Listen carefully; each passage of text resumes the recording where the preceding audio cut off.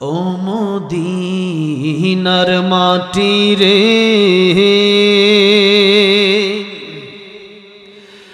সকল সুখ বুঝি তোর কপালে।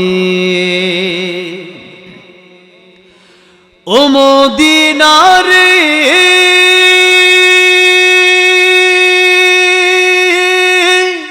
তোর বুকে আমার নবী, যার লাগে পাগল সবই। আল্লাহ রাব্বুল আলামিন বলেন ওয়াল আসর, সময়ের কসম। আল্লাহ রাব্বুল আলামিন এই সময়কে বড় গুরুত্ব দিলেন। আমরা কাটি কার কসম? আল্লাহ কাটলেন সময়ের কসম। এই ওয়াল আসরের ব্যাখ্যায় খুতবার শুরুতে একখানা হাদিস পড়লাম। আল্লাহর নবী বলেন ইগতানিম খামসান ক্বাবলা খামসিন শাবাবাকা ক্বাবলা হারামিক।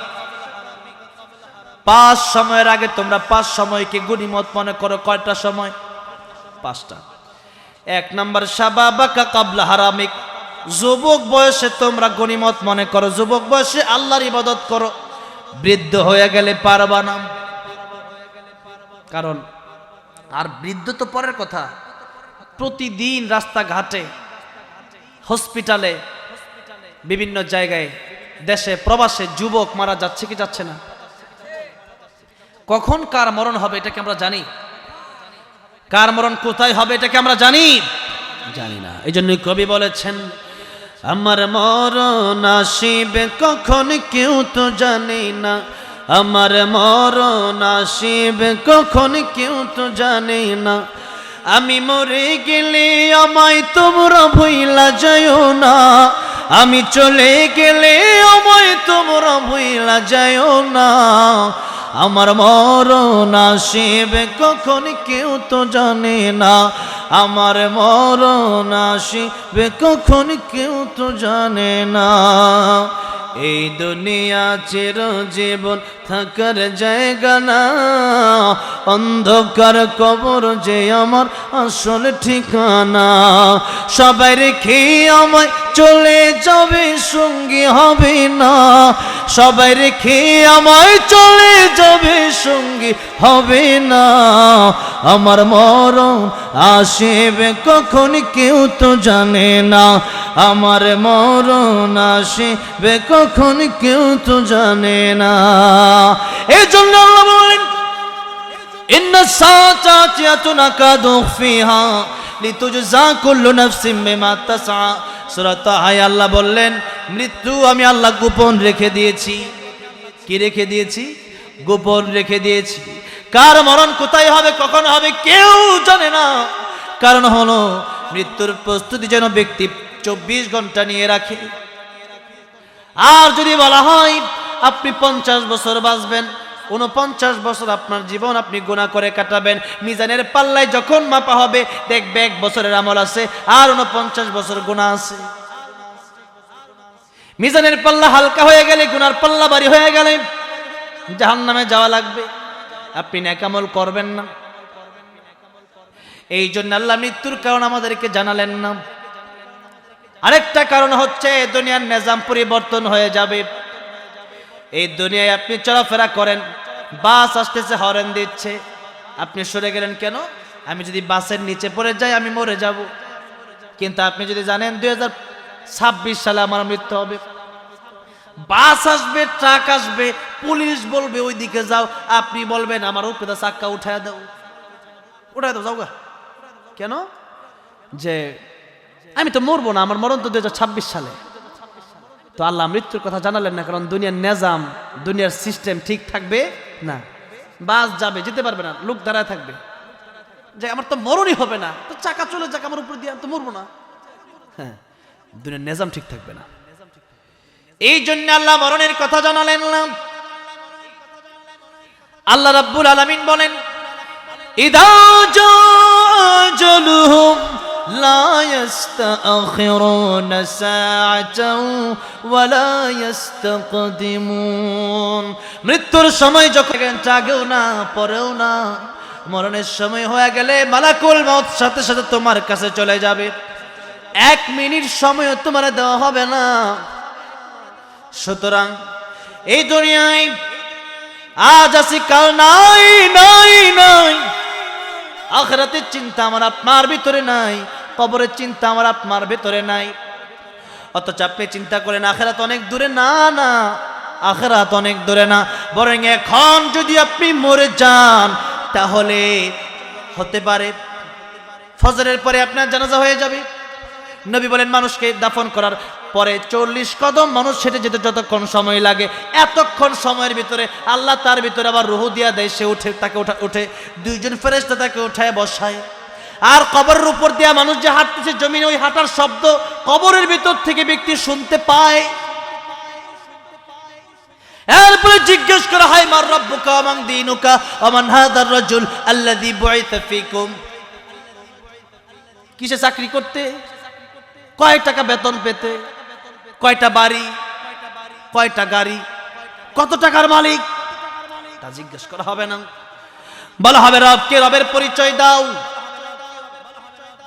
দিন কি, দিনের পরিচয় দাও। আমার নবীকে দেখায় বলা হবে চিনো। যারা প্রকৃত উম্মত তারা তো দুনিয়াতে নবীকে স্বপ্নেই দেখে, সুবহানাল্লাহ, দেখেই চিনবে, বলবে এটা তো আমার প্যারা নবী, যে নবীকে জীবনের চাইতে বেশি ভালোবাসতাম। আল্লাহ বলবেন ঠিক আছে, এবার তার আরামের ঘুম ঘুমাইতে দাও। মিনিমাম 40,000 বছর এক একজন কবরবাসী ঘুমাবে, কেউ ঘুম ডিস্টার্ব করবে না। 40,000 বছর মিনিমাম। এরপরে ইসরাফিল আলাইহিস সালাম সিংহায় ফুৎকার দেবে। এরপরে সে বলবে কে আমার ঘুম ভাঙালো। আল্লাহ বলবেন সেই ওয়াদা আমার সত্য হয়েছে আজকে। আমি যে বলেছিলাম কিয়ামতের দিন আমি আল্লাহ কায়েম করব, শেষ বিচারের দিন, এরপরে আর কোনো দিন নাই। এরপরে জান্নাত জাহান্নাম। ফারিকুন ফিল জান্নাতি ওয়া ফারিকুন ফিস সাইর। আজকে তোমরা দুই দলে বিভক্ত হয়ে যাও। কি একটা আওয়ামী লীগ আর একটা বিএনপি নাকি?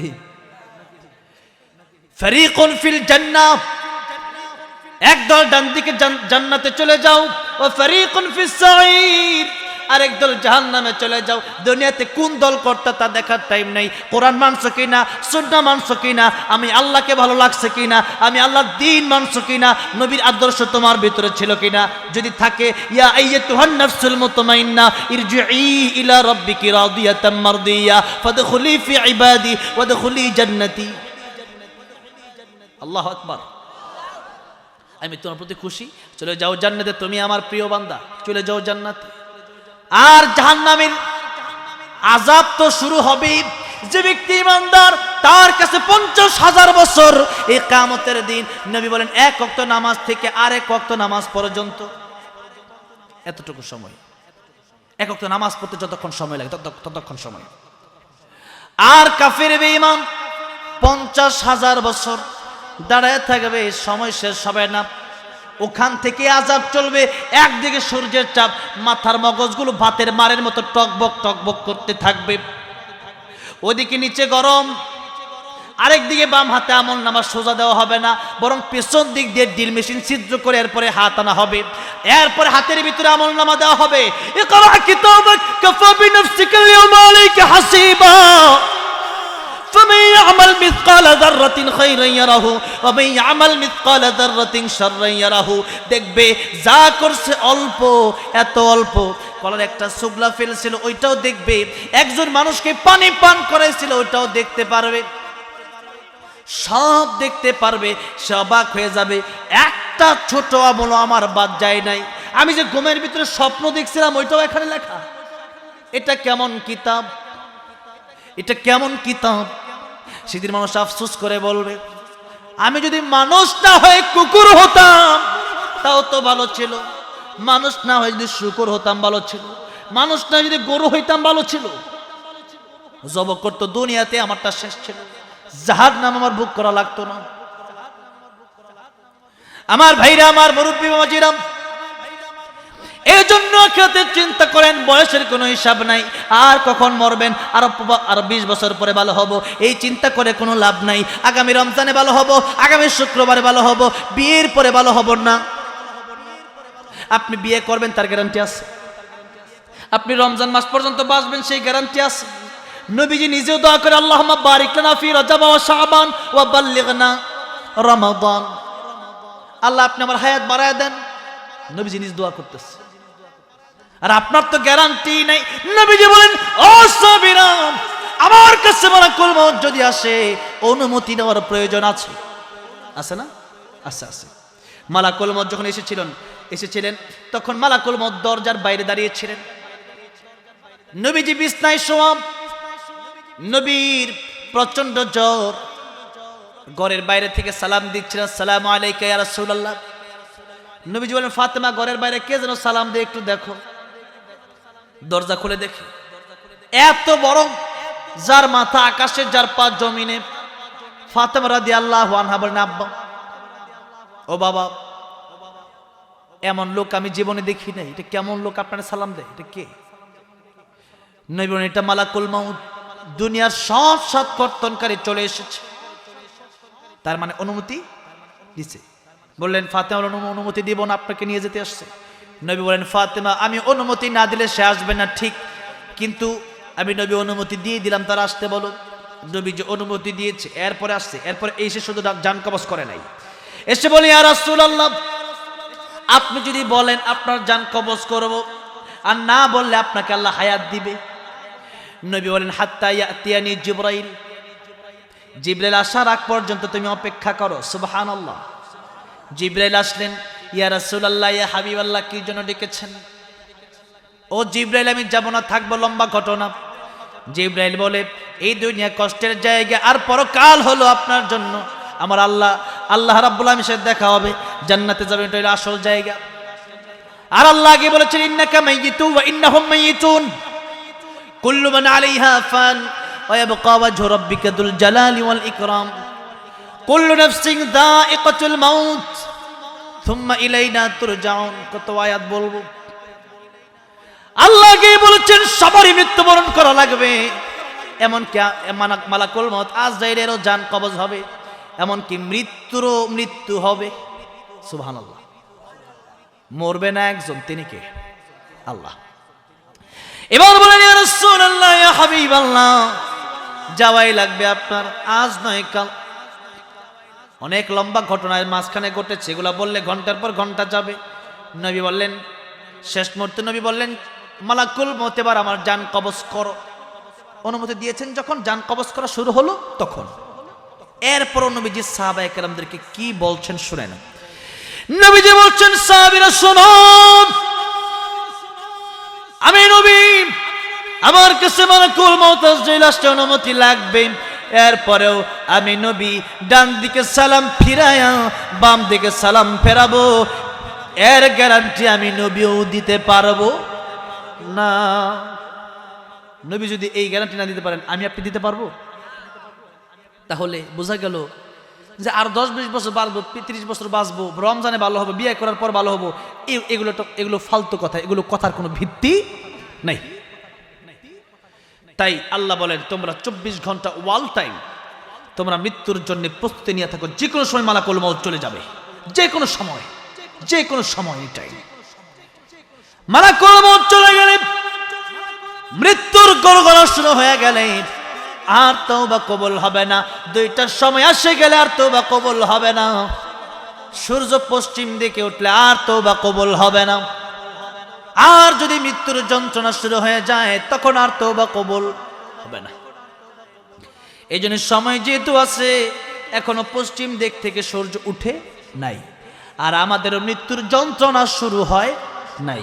এখন তওবা করার সুযোগ আছে না নাই? তওবা তাহলে কখন করবেন? এখনই করবেন, এখনই করতে হবে। রাজি আছি না নাই? আমরা তওবা করে বাড়িতে যাব, বলি ইনশাআল্লাহ। এবার শুন, আল্লাহর নবী বিশ্ব নবী বললেন 5 সময়ের আগে 5 সময়কে তোমরা মূল্য দাও। 1 নম্বর নবী বললেন শাবাবাকা ক্বাবলা হারামিক, যুবক বয়স আছে, যৌবনকে তোমরা মূল্য দাও। যুবক বয়সে ইবাদত করলে আল্লাহর আরশে আজিমের নিচে তোমাদেরকে ছায়া দিয়ে দিবেন। সুবহানাল্লাহ। প্রত্যেকটা কথার মর্ম অনেক, অর্থ অনেক বেশি। এক একটা হাদিসের এক একটা ছোট ছোট বাক্য দিয়া কয়েক ঘন্টা কথা বললেও শেষ হবে না, রাত পার হয়ে যাবে। নবী 2 নম্বর কথা বললেন, সিহহাতাকা ক্বাবলা সাকামিক, সুস্থ থাকা অবস্থায় আল্লাহর গোলামি করো, সুস্থ হয়ে গেলে পারবা না। খাইতেই মজা লাগে না, অসুস্থ হয়ে গেলে বিছানা থেকে ওঠা যায় না, কারোর সাথে কথা বলতে ভালো লাগে না। নবী বললেন 3 নম্বর, গিনাকা ক্বাবলা ফাকারিক, টাকা পয়সা থাকলে ওই টাকা পয়সা আল্লাহর রাস্তায় দান করবা, ওই টাকা পয়সা হালাল রাস্তায় তুমি ব্যয় করবা, ওটাকে গনিমত মনে করবা। এটা মনে করবা টাকা আমি কামাইছি না, টাকা পয়সা যা তোমার দিছে সবই কে দিছে। 4 নম্বর, ফারাগাকা ক্বাবলা শুগুলিক, অবসর থাকা অবস্থায় আল্লাহর গোলামি করো, ব্যস্ত হয়ে গেলে পারবা না। 5 নম্বর, হায়াতাকা ক্বাবলা মাউতিক, মরণের আগে যদি ভালো না হওয়া যায়, মরণের পরে আর ভালো হওয়ার কোনো সুযোগ নাই। এই জন্য মরণের আগে আমাদের ভালো হতে হবে। আল্লাহ মরণের আগে আমাদেরকে খাঁটি ইমানদার, খাঁটি মুসলমান বানায় দিও, জোরে বলেন আমিন। এই গেল ওয়াল আসরের কথা। এবার ইন্নাল ইনসানা লাফি খুসর, ধৈর্য আছে তো? আর মাত্র 8 মিনিট। কয় মিনিট? 8 মিনিট। আল্লাহ রাব্বুল আলামিন সময়ের কসম খেলেন, কসম খেয়ে আল্লাহ রাব্বুল আলামিন বলছেন, ইন্নাল ইনসানা লাফি খুসর, পৃথিবীর সব মানুষ ক্ষতির সাগরে ডুবে আছে। কি ক্ষতির সাগরে কি করতেছে? ভাসছে না ডুবে আছে? ডুবে আছে। আপনি যদি একটা পুকুরে ডুবে থাকেন, মনে করেন আগে একটা প্রতিযোগিতা হইতো, খেলা হইতো যে 2 জন পুকুরে ডুব দিবে, কে কার চাইতে বেশি থাকতে পারে, এরকম একটা খেলা হয় না অনেক সময়। একজন ডুব দিয়ে উঠছে, দেখে ও এখন উঠে নাই, ও আবার ডুব দিছে, ওইটা দেখে যায় ও তো ডুব দিছে, হেও আবার দিছে, 4-5 মিনিট চলে যায়, অত থাকতে পারে না 30 সেকেন্ড। কিন্তু এরপরে 2 জন উঠছে, কিরে এতক্ষণ তুই কেমনে আছে, তুই কেমনে আসিলি তো? আসলে কথা হইলো যে খেলা তো খেলাই, ঠিক না বেঠিক? এখন মনে করেন এখানে ডুব দিয়ে বেশিক্ষণ থাকা যায় না, 1 মিনিট 1.5 মিনিট, এরপর থাকাই যায় না, এরপর থাকলে জীবন চলে যাবে। এখন মনে করেন এই পুকুর থেকে আপনি পুকুরে গেলেন গোসল করার জন্য, আপনার পীর সাহেব অথবা আপনার নেতাকে নিয়ে গেলেন ওই পুকুরে, মনে করেন এমন একজন পীর সাহেব যার সাথে মুসাফা করতে পারলে আপনি মনে করেন আমার জীবন ধন্য, এমন পীর সাহেব নিয়ে গেছেন।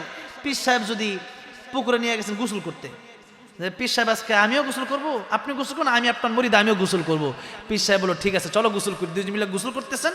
এবার পীর সাহেব বললো আসো একটু তোমার সাথে মোয়ানাকা করি পানির ভিতরে। মোয়ানাকা করলো, আপনারে এমন মোয়ানাকা করছে, আসো ডুব দিয়ে কতক্ষণ থাকি, 1 মিনিট 2 মিনিট 3 মিনিট চলে যায়, আপনার ছাড়ে না। যার সাথে আপনি মুসাফা করতে পারলে নিজে ধন্য মনে করেন। এবার ওই পীর সাহেব যদি আপনার ওই পানির নিচে নিয়ে যাওয়ার পরে যদি না ছাড়ে, আপনি প্রথমত ধাক্কা দিবেন যে সরেন, ঠিক না বেঠিক? এরপর দেখতেন ছাড়ে না, তখন ঘুষিও দিবেন, যেন আমার বাঁচতে হবে। কিসের পীর? ঠিক না বেঠিক? কোনো পীরসির কাজ হবে না, আমার বাঁচতে হবে, আমার জীবন আগে। এরপরে এবার ছাড়তেছে না, এবার লাথি ঘুষি যা আছে সব শহর আনতে। কিসের পীর? আগে আমার বাঁচতে দে, 5 মিনিট হয়ে গেছে, পানি খাইতে না, পেট ফুলে গেছে, মরে যাবো। জীবন বাঁচানোর জন্য একটা মানুষ একটা পীর যদি তারা নিয়ে পুকুরের তলে, পুকুরের নিচে 5 মিনিট 10 মিনিট থাকে, তখন সে সহ্য করে না, আমার পীর হোক। মনে করেন আপনার নেতা, ওই নেতারে আমার নেতা তোমার নেতা ফুলের চেয়ে পবিত্র, কত স্লোগান দিলেন। এরপরে ওই নেতা আপনি নিয়ে 20 মিনিট ধরে পুকুরের নিচে, এখন আপনার জীবন শেষ। আপনি নেতার ওই নেতা, তোর নেতার গোষ্ঠীর রাখ, তোর আগে দেখি সর এখান থেকে, ঘুষি দিয়া লাথি দিয়ে আপনি পুকুরের উপরে উঠবেন যে আল্লাহ বাঁচা গেল, ঠিক না বেঠিক? আমি আপনাদেরকে জিজ্ঞেস করতে চাই, জীবনের দাম বেশি না ইমানের দাম বেশি? জীবনটা যদি চলেও যায়, জীবন আবার পাবেন কবরে যাওয়ার পরে, কিন্তু ইমান যদি চলে যায় কবরে যাওয়ার পরে, এই ইমান নতুন করে আনার কোনো সিস্টেম নাই। এবার আসুন ইমানের প্রশ্নে। আল্লাহ রাব্বুল আলামিন বলেন সবাই ক্ষতিগ্রস্ত ইল্লাল্লাযীনা আমানু, সাগরের ভিতরে, গুনার সাগরে মানুষ ক্ষতির সাগরে ডুবে আছে।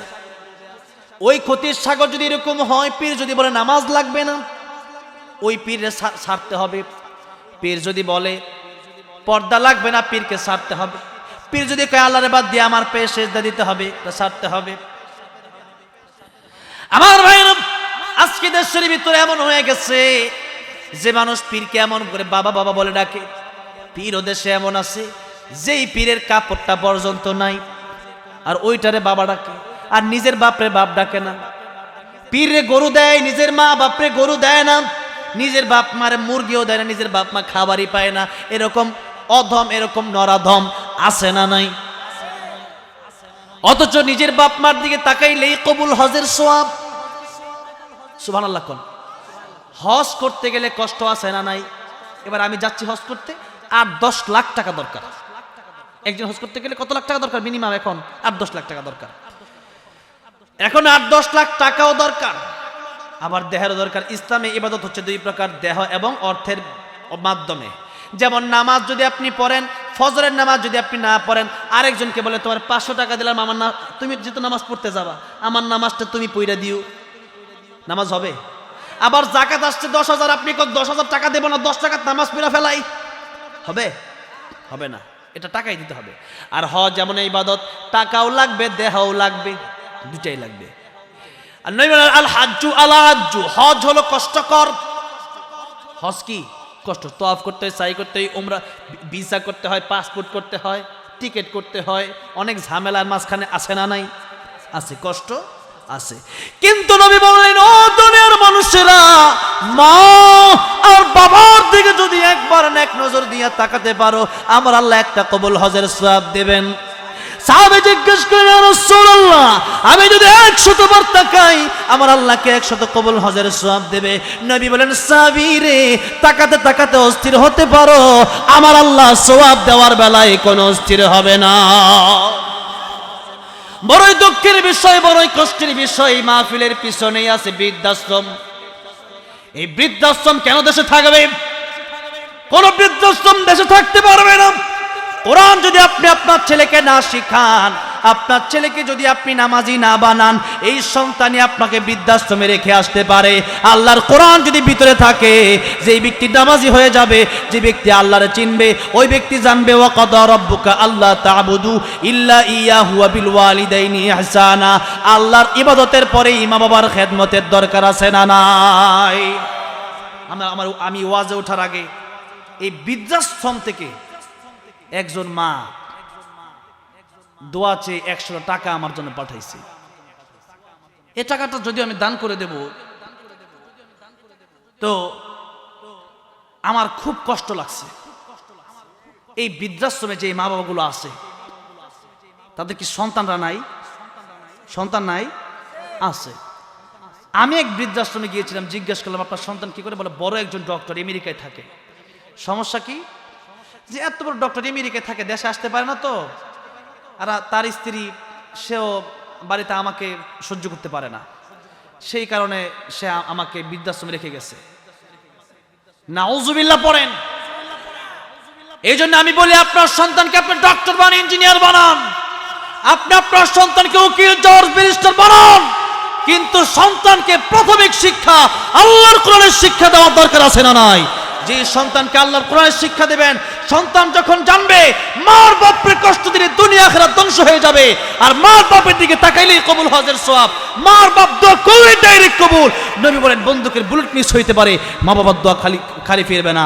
এই জন্য মারে তোমরা আদর করো, মারে তোমরা ভালোবাসো, মা বাবার জন্য দোয়া করো, রব্বির হামহুমা কামা রব্বায়ানি সগীরা। এই কথাগুলো যখন কোরআন থেকে সে পড়বে, বাপ মারে কষ্ট দিবে, বাপ মানে কষ্ট দিবে না।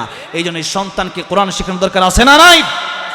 মায়ের চোখে ঝরলে পানি আল্লাহর আরশ কাঁইপা যায়, কান্দে না যেন মায়, কান্দে না যেন মায়। মায়ের মনে কত কষ্ট জানো না কি ভাই, এই জগতে মায়ের মতো আপন কেহ নাই, সেই মায়ের এই কষ্ট কেহ দিও না এই দুনিয়ায়, কান্দে না যেন মায়। বৃদ্ধাশ্রমে যাদের মা বাবা আছে, বাড়িতে নিয়ে যান, পা ধরে ক্ষমা চান, নাইলে এই জীবনে আপনার ঈমান নসিব নাও হতে পারে। জীবনে এমন বিপদে পড়বেন, স্ত্রী আপনাকে রেখে চলে যেতে পারে, সবাই আপনাকে ছেড়ে দিবে, আপনি মাটি খামসাবেন, খেতে পারবেন না। এই জন্য এই বৃদ্ধাশ্রমগুলো যেন না থাকে। কেন বৃদ্ধাশ্রম থাকবেন? কেনই বা রেখে যাবে? এই জন্য যেই মা বাবার দিকে একবার তাকাইলেই কবুল হজের সওয়াব। কি অমূল্য সম্পদ আল্লাহ দিলেন। বছরে একবার হজ করা যায়, কয়বার? তাও কবুল হতেও পারে, নাও হতে পারে। কিন্তু মা আর বাবা ঘরে আছে, দৈনিক 1000 বার তাকানো সম্ভব কিনা? সম্ভব কিনা? 1000 বার তাকালে 1000 কবুল হজের সওয়াব। সেই মা বাবাকে যারা বৃদ্ধাশ্রমে রেখে যায়, এরা কি মানুষ না অমানুষ? এরা কি মানুষ না অমানুষ? সন্তানকে আল্লাহর কোরআন শিখাবেন, হক শিখাবেন। সন্তানের হক বাপ মা দায়িত্ব পালন না করলে সন্তান দায়িত্ব পালন করে না। এই জন্য সন্তানকে যদি কোরআন শিখাতে পারেন, কমপে কোরআন সহিশুদ্ধ করে শিখান, ছোটবেলা থেকেই নামাজে পাঠায় দেন। ফজরের সময় কোনো সন্তান যেন বাড়িতে ঘুমায় না থাকতে পারে, আপনার বিরুদ্ধে কিয়ামতের মধ্যে বিচার দেখবে। আল্লাহ সব শিখাইছে। আমার বাপ আমার ঘুম থেকে ডাক দেয় নাই তো, নামাজ পড়ার জন্য বলেই নাই, আমার বাপরে আগে বিচার করেন, নাউযুবিল্লাহ বলেন। এই জন্য আমরা বাপ মা উফ বলে সেরকম কোনো কাজও করা যাবে না। আল্লাহ হেফাজত করবেন, আমিন। বলতেছিলাম সব মানুষ ক্ষতিগ্রস্ত। চেয়েছিলাম 8 মিনিট, আর 2-3 মিনিট শেষ করে দিচ্ছি তর্জমা করে। অনেক সময় প্রায় 2 ঘন্টা, প্রায় 2.5 ঘন্টা হতে চলছে আলোচনা, কিন্তু শেষ হচ্ছে না। মন চাচ্ছে বেশি করে বলি, কারণ এই মানুষগুলো বেশি ইসলাম প্রিয়, ঠিক না বে ঠিক? আলহামদুলিল্লাহ, যশোর, এই সাতক্ষীরা, এই খুলনা, এই মানুষগুলো, এই যে স্লোগান, এই যে কথা, আমি যা আওয়াজ জানি আপনার তার চেয়ে কম জানেন না, কিন্তু আলহামদুলিল্লাহ। তো যাই হোক, আমার ভাই আবারও স্টেজে চলে এসছেন। অনেকগুলো স্লিপও আমার কাছে আসছে, এগুলো অনেক আবদার, অনেক অনুরোধ, এগুলো শোনাতে হবে। দেখি একটু একটু করে শোনানো যায় কিনা। তবে তর্জমা করে শেষ করছি। আল্লাহ বলেন, যাদের ঈমান আছে, ঈমান রক্ষা করতে গিয়ে কেউ যদি বাধা হয়ে দাঁড়ায়, যদি আমার জীবন বাঁচানোর জন্য পীরকে আমরা ছাড়তে পারি, নেতাকে ছাড়তে পারি, ঈমান বাঁচানোর জন্য যদি কেউ বাধা হয়ে দাঁড়ায়, তাকেই আমরা ছেড়ে দেব, ঠিক না বে ঠিক? সে যেই হোক না কেন। এরপর আল্লাহ বলেন, ওয়া আমিলুস সালিহাত। ওয়া আমিলুস সালিহাত মানে কোরআনে যা আছে, নবীর জীবনে যা আছে, এটাই হলো ওয়া আমিলুস সালিহাত। আল্লাহর আদেশগুলো মেনে নেবেন, ফরজগুলো মেনে নেবেন, হারাম ছেড়ে দিবেন। এটাই হচ্ছে আল্লাহর ইবাদত, এটাই হচ্ছে আমিলুস সালিহাত, এটাই নেক আমল। 3 নাম্বার, নিজে করলে হবে না, নিজের সন্তান, নিজের স্ত্রী, নিজের ভাই, নিজের বোন, এলাকার অন্যান্য যারা আছে সবাইকে দাওয়াত দিয়ে মসজিদে নিতে হবে। যারা কোরআন পারেন তাদেরকে, যারা কোরআন পারেন তাদেরকে কোরআন শিখাতে হবে। এরপরে এই কোরআন শিখাতে গেলে, নামাজ পড়তে গেলে, যেরকম নামাজ পড়তে গেলে শীত করে, ফজরের সময় শীত লাগে না?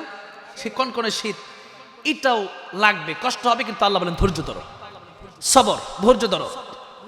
এরপরে কোরআনের কথা বলতে গেলে, ভালোভাবে বলতে গেলে জেল জুলুম হামলা মামলাও আসবে, আসছে না? আল্লামা সাইদি থেকে আল্লাহ মামুনুল হক আসছে না? ছাড় পাই নাই কেউ। তো এই যে হামলা মামলা, জেল জুলুম, এগুলো আসতে পারে, তবে এগুলোর ভেতরে ধৈর্য যারা ধরবে, যারা ধৈর্য ধারণ করবে, আল্লাহ বলেন এদের জন্য আমার সুসংবাদ হলো জান্নাত। সবচেয়ে কম, সবচেয়ে ছোট জান্নাত হবে 10 দুনিয়ার চাইতে বড়, সুবহানাল্লাহ। আর সবচেয়ে বড় জান্নাত কত বড় হবে এটা আল্লাহই ভালো জানে। জান্নাতে থাকবে অনন্তকাল, এই হায়াত জীবনে শেষ হবে না। ওটা জান্নাত দরকার না দুনিয়া দরকার? এই 40-50 বছর এটা কোনো জীবনই না। জান্নাতের তুলনায় এটা 1 মিনিট 1.5 মিনিট, 1 মিনিট 1.5 মিনিট। তুমি বলেন একটা বিশাল সমুদ্রে তুমি একটা আঙ্গুল রাখলো, ওই আঙ্গুল রাখার পরে আঙ্গুল ডুবাইয়া দিলা, আঙ্গুলটা আবার উঠানোর পর দেখলা পানি সব পড়ে গেল, 1 ফোঁটা পানি আছে।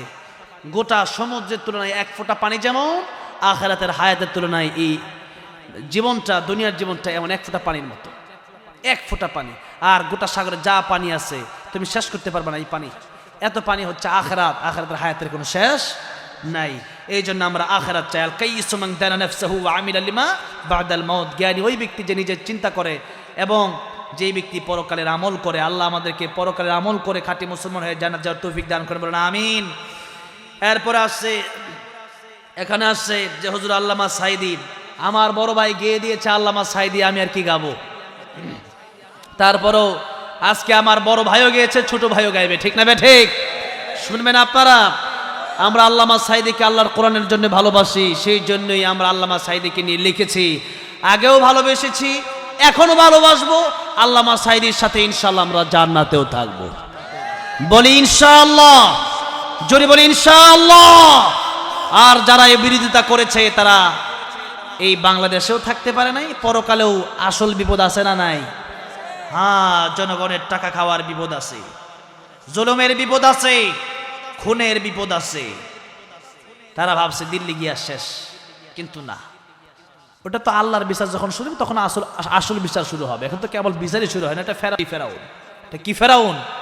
লেডি ফেরাউন। আল্লামা সাইদি রহমতুল্লাহ 13 বছর কারাগারে কাটায় জীবন দিয়ে দিয়েছেন, তবু ইমান দেয় নাই। আমরাও জীবন দিব, ইমান দিব, জীবন দিব, ইমান দিব না। আল্লাহ আমাদের ইমানকে আপনি অটল অবিচল রাখেন, বলেন আমিন। আল্লামা সাইদি তুমি মরণি, শহীদ হয়েছ তুমি এটাই জানি। কারাগারে কাটালে 13টি বছর, বাতিল কেঁপেছে তোমায় দেখে থরথর। ঠিক না ঠিক? কারাগারে কাটালে 13টি বছর, বাতিল কেঁপেছে তোমায় দেখে থরথর। তুমি যে ছিলে মোদের নয়নমণি, শহীদ হয়েছ তুমি এটাই জানি। দেখা তো হবে না আর জীবনে, দেখা হবে জান্নাতে ফুল বাগানে। এ আশা কবুল করো আল্লাহ তুমি, পড়েন আমিন। এ আশা কবুল করো আল্লাহ তুমি, শহীদ হয়েছ তুমি এটাই জানি। শহীদ হয়েছ তুমি এটাই জানি। আল্লাহ আল্লামা সাইদির কবরকে তুমি জান্নাতের বাগান বানায় দাও, জোরে বলেন আমিন। আল্লাহ আমাদেরকেও তুমি শহীদের মৃত্যু দিও, জোরে বলেন আমিন। এরপরে আর অনুরোধ, এটা হচ্ছে ও মদিনার মাটিরে, এই গজল বলতেই হবে। রশ্মি লাগাই দিছে, মানে তাকিদ। আল্লাহ হ্যাঁ হ্যাঁ তাকিদ। আল্লাহ যেরকম করে তাকিদ দিয়ে অনেক কথা বলছে, উনি তাকিদে বলতেই হবে। বলতে হবে না, বলতেই হবে। মাশাআল্লাহ। আমার ভাই কি বলেন গাবো? আমি তো ভাবছিলাম 11টা শেষ করে মনোজাত দিয়ে একবার এতক্ষণ থাকবো, অলরেডি গোপালগঞ্জ। বলবো আলহামদুলিল্লাহ। সবাই যেহেতু শোনার চেষ্টা করছেন, আমার ভাই যেহেতু বলতে বলছে, আমার ভাইয়ের আবদাত আমি ফেরাতে পারি না। আর যাদের দোয়া কবুল হয় এরকম অনেক আমার বাবাজিরা বসে আছেন, তাদের অনুরোধ আমি ফেলতে পারি না। পারি? হ্যাঁ হ্যাঁ, পুরোটা দেখি কতটুকু গাওয়া যায়। আমার তো কোলাতে হবে নাকি বলেন? দেখি আল্লাহ কতটুকু গাওয়ার তৌফিক দেয়।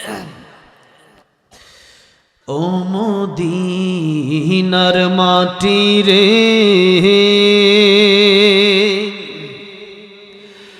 সকল সুখ বুঝি তোর কপালে।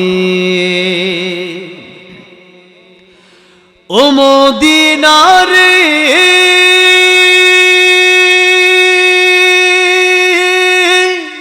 তোর বুকে আমার নবী, যার লাগি পাগল সবই, যার তরে হইল সৃষ্টি ত্রিভুবন। কাঁদি আমি সারাক্ষণে, কখন যাব সেখানে, সহে না আর পরাণে। ও মদিনার মাটি রে,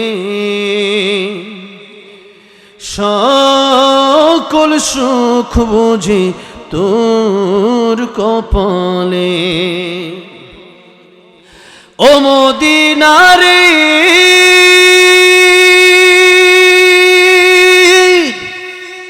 পাখি যদি হতাম আমি, উড়ে উড়ে যেতাম আমি, থাকতো না মনে কোনো যন্ত্রণা।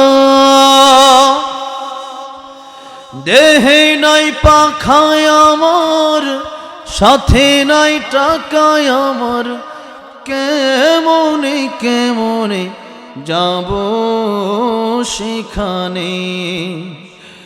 ও মদিনার মাটি রে, সকল সুখ বুঝি তোর কপালে। ও মদিনার মাটি রে, সকল সুখ বুঝি তোর কপালে। আল্লাহ সবাইকে বারবার মক্কা মদিনা যাওয়ার তৌফিক দান করেন, জোরে বলেন আমিন। এরপরে আর অনুরোধ আসছে, আজকে আর কিছু বলবো না, আমরা মোনাজাতে চলে যাব। আমরা মোনাজাত করব। এই এলাকার অনেকেই কবর দেশে চলে গেছে, অনেকেই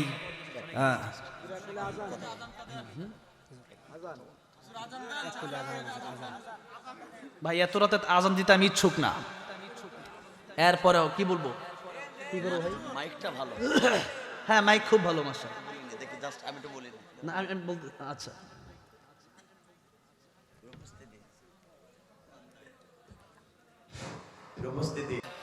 মক্কা মদিনা আমি বলেছি অনেক জায়গায় যে 6 ওয়াক্ত আজান হয়, তবে আমি বাংলাদেশের যে আজানটা শুরু করেছিলেন কারি মোহাম্মদ উবাইদুল্লাহ রহমতুল্লাহ আলাইহি, এই আজানটা আমি গারে হেরার সাথে একটা মসজিদ আছে, মসজিদে বেলালে দিয়েছিলাম, বলি আলহামদুলিল্লাহ। এরপর আমি এটা আবার ফেসবুক ইউটিউবে দিয়েছিলাম, অনেকেই দেখেছে সে আজান, এটা ইউটিউবে আছে। মক্কাতুল মুকাররমায় কি এই বাংলাদেশের সুরের আজানটা আমি দিয়েছি, আমার কাছে অনেক ভালো লাগে। আজান তো আজানই, তবে সেটার অনেক সুরেই হয়। যেমন কোরআন শরীফ কারি আব্দুল বাসাত রহমতুল্লাহ আলাইহি পড়লে একরকম ভালো লাগে, আব্দুর রহমান সুদাইসি কাবা শরীফের ইমাম পড়লে আরেক রকম ভালো লাগে, মদিনার ইমাম পড়লে আরেক রকম ভালো লাগে, এরপরে বাংলাদেশের হাফেজরা পড়লে আরেক রকম ভালো লাগে। ঠিক তেমনিভাবে আজানটাও এক এক সুরে এক এক মজা আছে না নাই? তা আমাদের বাংলাদেশের কারি অনেকেই ভাবে যেটা মনে হয় সেই আরবের সুর না, এটা আমার কারি উবাইদুল্লাহ রহমতুল্লাহ আলাইহি, তিনি আমার উস্তাদের উস্তাদ, উনি চলে গেছেন কারি উবাইদুল্লাহ রহমতুল্লাহ আলাইহি, আল্লাহ ওনাকে জান্নাতুল ফেরদাউস দান করেন, বলেন আমিন। সে আজানটাই আমি দেব। তবে আমি বলেছিলাম মক্কা মদিনায় তাহাজ্জুদের আজান হয়। কিসের আজান? এই গভীর রজনীতে আজান দিলে পরে অনেকে বলে এত রাতে কিসের আজান, অনেকে হয়তো ঘুমাইছে উঠে যাবে যে ফজর আজান দিল না, তো এত রাতে আমি বলছি না, এটা তাহাজ্জুদের আজান দেওয়া যায়। মক্কা মদিনায় কারা গেছে একটা হাত তুলেন তো দেখি, যে মক্কা মদিনা আগে গিয়ে আসছেন। আলহামদুলিল্লাহ মাশাআল্লাহ, অনেকেই গেছেন, হাত নামান। আলহামদুলিল্লাহ। মক্কা মদিনায় ফজরের আগে একবার আজান হয় না? দেখছেন, যারা গেছে তারা জানেন, ওইটা হলো তাহাজ্জুদের আজান। তো আজকে একটা ওয়াদা নেব যে প্রতিদিন যদি না পারি, সপ্তাহে একদিন হলেও, সপ্তাহে একদিনও যদি না পারে, মাসে একদিন হলেও আমরা তাহাজ্জুদ পড়বো। কি পড়বো? আর ফরজ তো আসিস তো বলা লাগবে না, তাহাজ্জুদ পড়বো। তাহাজ্জুদ পড়লে মানুষ আল্লাহর ওলি হয়ে যায়। কি হয়ে যায়? আল্লাহর ওলি হয়ে যায়। আল্লাহর ওলি মানে আল্লাহর বন্ধু। আমরা আল্লাহর বন্ধু হতে চাই কি চাই না? চাই। আজকে আমি তাহাজ্জুদের আজানটা দিয়ে ওই আমলটা আমি উদ্বোধন করতে চাই। রাজি আছেন তো তাহাজ্জুদ পড়তে? ইনশাআল্লাহ, ইনশাআল্লাহ। আর আজান যে দেব, প্রতি লাইন শেষ হবে ইমানদারের আওয়াজে জোরে জোরে আল্লাহু আকবার বলতে হবে। রাজি আছেন? আগে একটু টেস্ট করব, বলেন তো আল্লাহু আকবার। এই আওয়াজে আজান দেওয়া যাবে না, ইমানদারের আওয়াজে বলতে হবে জোরে আল্লাহু আকবার। এই আওয়াজ যতক্ষণ আছে আজান ততক্ষণ। যখন দেখবো আওয়াজ কমে গেছে, আজান মাঝখান থেকে সে দোয়া হয়ে যাবে। আওয়াজ হবে তো ইনশাআল্লাহ? আরেকবার বলেন আল্লাহু আকবার।